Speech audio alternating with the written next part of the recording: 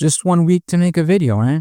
Well, I'll gladly use this as an opportunity to finally give some love to a rail line in the Bay I've mentioned a couple times before, but never gave a dedicated video. Until now.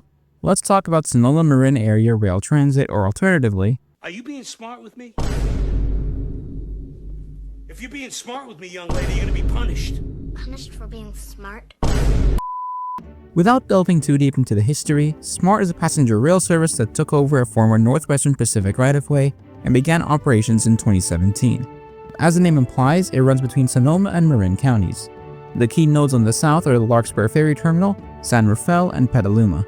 To the north, the major areas served include Santa Rosa, Windsor, and soon Cloverdale.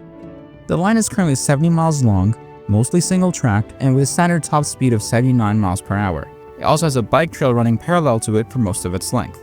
The SMART trains themselves are really comfortable, with plenty of table seating as well as power outlets. And best of all, boarding is always level. SMART is one of those new age American rail services that the FRA describes as hybrid rail. Other examples include the NJT River Line, plenty of lines in Dallas-Fort Worth area, and the Sprinter in Southern California.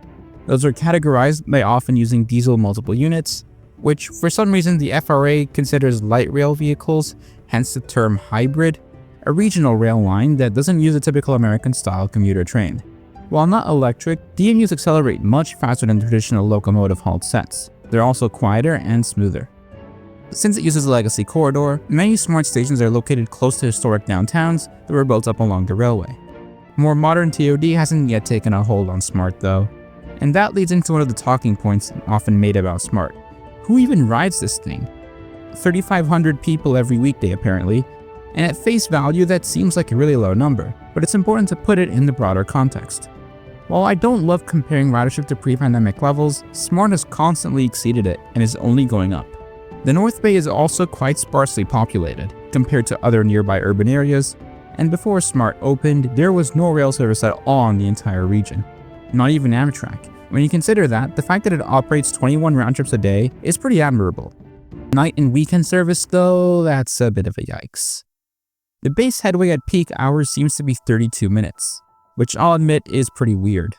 I wonder if that's due to all the single tracking or a lack of rolling stock, but either way, I hope that they iron that out soon so we can have a nice and clean 30-minute pulse. Not only will that be more convenient to passengers, but it will also make it easier to time buses to the trains. Speaking of which, the arrival of the train has necessitated an improvement in bus service. For one, the Santa Rosa City Bus completely redesigned their routes in the wake of SMART opening. And of course, San Rafael is a hub for many local Marin transit routes, long-distance buses, and yes, even Greyhound. What's more, Petaluma Transit made their entire system free to ride last year. Obviously, none of those buses are operated by SMART, but it acts as somewhat of a rising tide that lifts all boats. With the low density of the North Bay, feeder buses are absolutely vital to any successful regional rail line. But by far the biggest challenge that SMART faces is onward travel beyond the North Bay. It is not directly connected to any other rail services, with your only option being an overly expensive Golden Gate Transit bus or poorly timed ferries from Larkspur.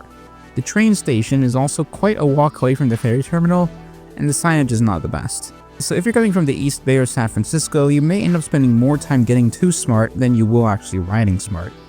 And this hinders its ability to be competitive with driving for those traveling beyond just the North Bay, but it has great potential to be the backbone of travel within the region, between Sonoma and Marin counties. This will require further bus improvements and the upzoning of some of the stops that aren't quite in central areas. I mean, look at Marin Civic Center now. Hardly a desirable place to be. So in conclusion, SMART definitely has work to do, but it's just a pretty nice train in an area that has been deprived of passenger rail service for way too long now. It's the fastest growing rail service in the Bay Area by far, and has visions to become even grander. Connections to Napa, Fairfield, and maybe even across the rebuilt Richmond Bridge have all been discussed, but for now it remains rather isolated. Though if you want a fun train ride with great scenery and modern rolling stock, you can't really go wrong with SMART.